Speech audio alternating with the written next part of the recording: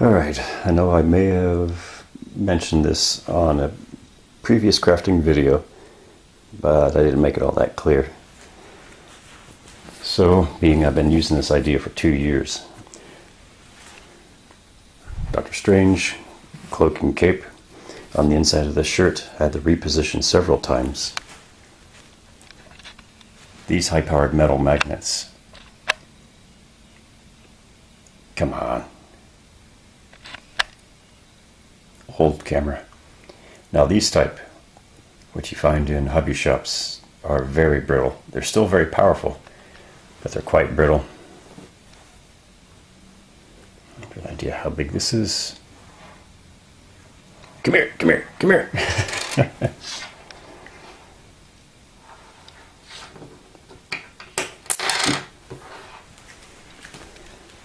So, I've got these placed in the shirt. One in the back behind the neck, the other two over the shoulder, front of the shoulder. And in here I have them placed under the wings, in between the cloth, with a little reinforcement. Because a year ago, through 3 days of wearing it, the material began to wear out from rubbing. So that's an important reason why to have extra padding.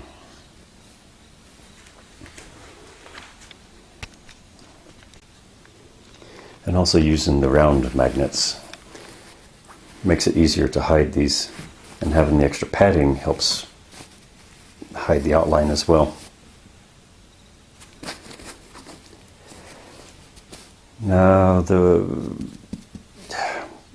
they have many different sizes.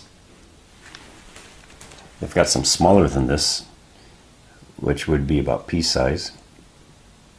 These are slightly larger, and you can still find some larger yet, which are about this big, which is about this width. So,